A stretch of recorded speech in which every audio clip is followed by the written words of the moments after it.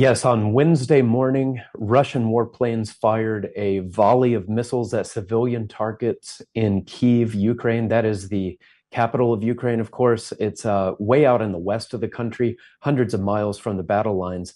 And this was notable because it marks the first time that Russia has fired missiles on the city of Kyiv in several months. And the Ukrainians were able to intercept these, from what we can tell.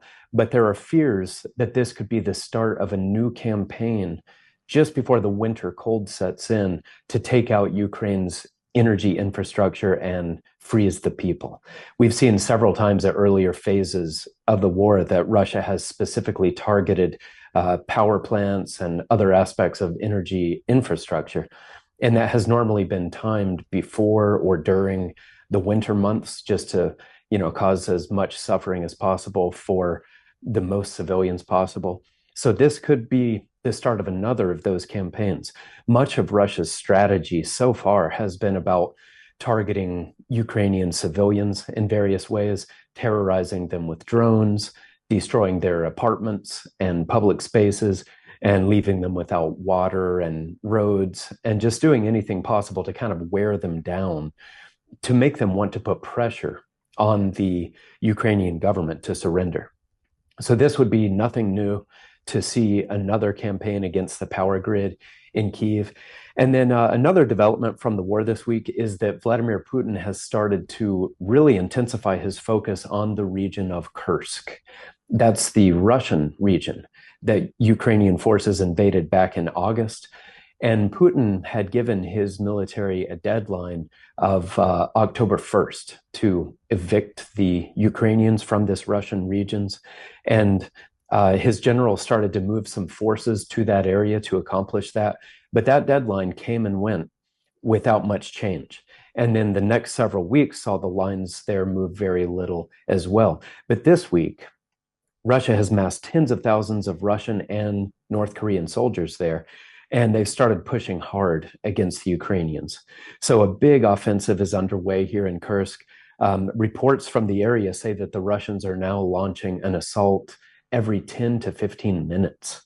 So, just a remarkable rate of assaults that we see happening there. And the Ukrainians are entrenched very well in their positions here. So it's a difficult task for the Russians, and some very grim records are being broken for the number of casualties per day on the Russian side. Apparently close to 2,000 Russian casualties in a single day, sometimes in partly in this area, but also combined with what's happening in eastern Ukraine. But in either case, this is just a really stunning pace of assaults and just an extremely vicious flashpoint here.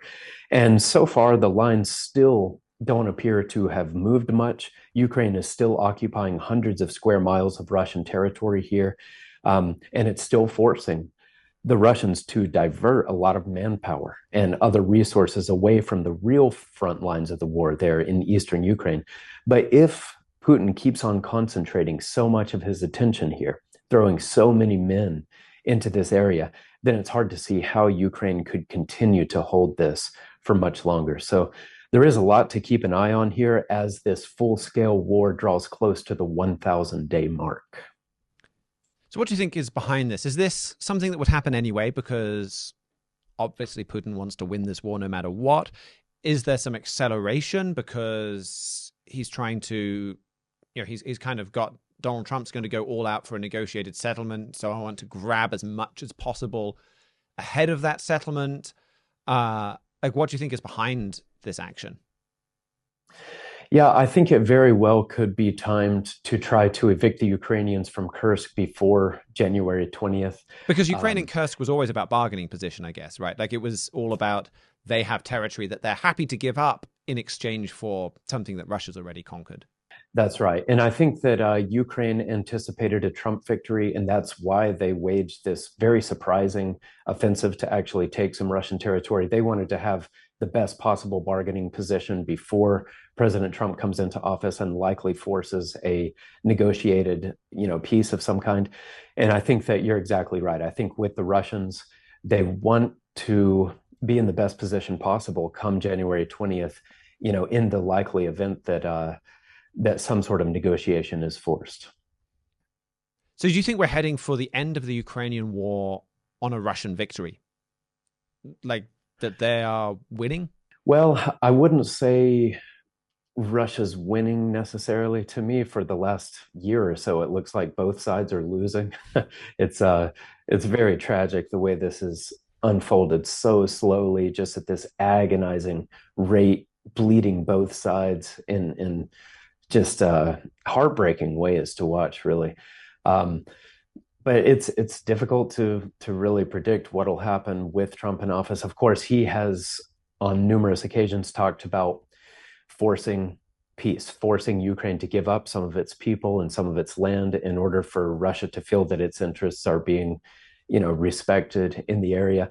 But then this week, you and Mr. Miller and Mr. Zekich there were talking about Trump's appointments, and one of the big ones there is Congressman Mike Waltz, who is a real China hawk and a real Russia hawk. He's talked about actually empowering Ukraine to use more weaponry with longer ranges to be able to strike targets well across the border inside of Russia proper.